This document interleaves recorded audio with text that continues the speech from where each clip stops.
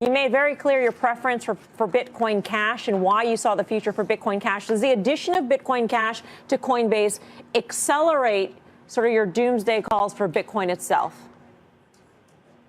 Of course, it accelerates the adoption of Bitcoin Cash. Bitcoin Cash has all of the characteristics that attracted me to Bitcoin in the very first place. And back in 2011, and what led me to become the very first person in the world to start investing in cryptocurrency startups. And those characteristics are that it's fast, cheap to use, and reliable. And Bitcoin Core and their development team have intentionally made Bitcoin Core slow, expensive to use, and unreliable. So if you have two versions of Bitcoin, one that's fast, cheap to use, and reliable, and the other that's slow, expensive to use, and unreliable, you don't have to be a rocket scientist to figure out which one of those two versions of Bitcoin is going to be more popular. And it's clearly Bitcoin Cash. We've been following here on this show Bitcoin since probably around 2012. I consider myself a neophyte compared, obviously, to you and Brian Kelly here on the desk and so many others out there.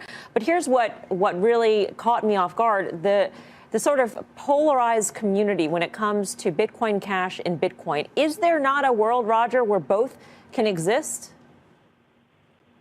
There should be, but it's really, really, really dangerous for Bitcoin Core holders because of the way the mining difficulty algorithm adjusts for Bitcoin Core.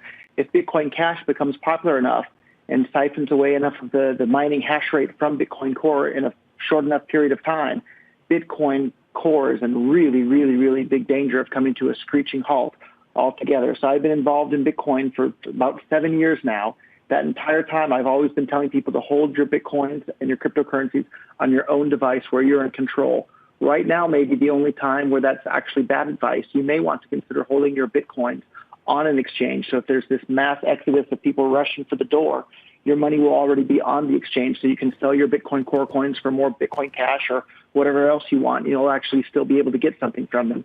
Whereas if they're stuck on your own phone or your own computer, and everybody's running to the door because the hash rate is disappearing from Bitcoin Core and moving over to Bitcoin Cash, it'll be too late at that point to move your Bitcoins from your own wallet onto an exchange. So you'll wind up getting nothing instead of something. I mean, that's frightening. So basically, it sounds like it's almost like I don't want to say a run on the bank. It's not quite equivalent, but this notion that there could be something that happens almost instantaneously and you'll want out of Bitcoin like that. That's what you're predicting?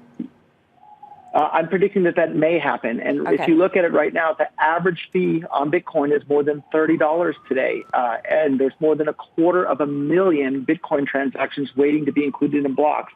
That means you have somewhere around 250,000 angry and unhappy Bitcoin Core users. So if they're getting a bad experience that costs a lot of money, they're likely to switch to something else. And if they switch to Bitcoin Cash, that'll siphon away the hash rate from Bitcoin Core, which could make this doomsday scenario become possible. And what a terrifying thing to be if you're holding a lot of Bitcoin Core. Hey, Roger, it's Brian Kelly. So I'm curious. I just did the comparison between the two coins, and it struck me in that both of the coins still have a long way to go before we can scale to the level of Visa or MasterCard.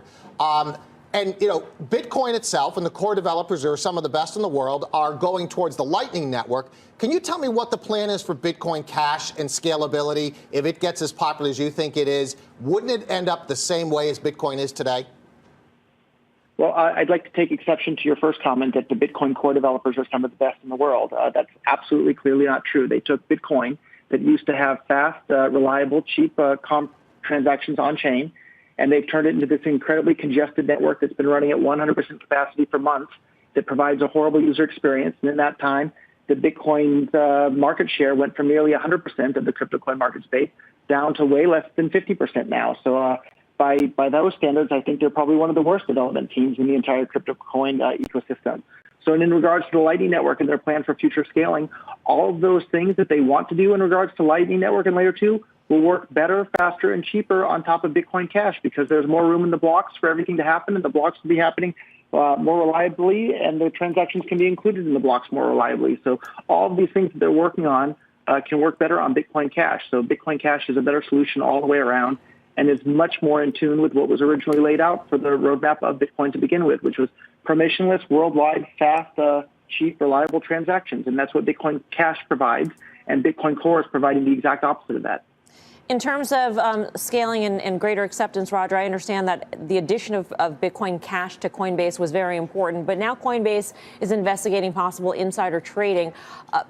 Is it your take that perhaps there needs to be regulation of these exchanges and these online trading platforms? Is it enough for Coinbase to say we're going to launch our own investigation into this, and that should be sufficient for all you retail traders who are now, trading in Bitcoin and Bitcoin Cash? And I asked you this because maybe this sours investors out there from crypto, and that in the end would be bad for your thesis, wouldn't it?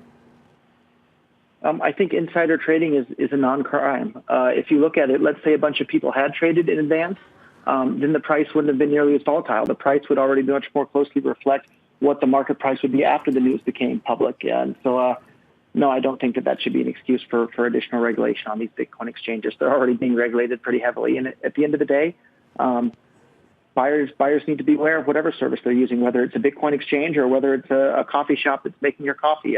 Be careful and take a look at what you're doing, and don't depend on the government to keep you safe from everything out there in the world.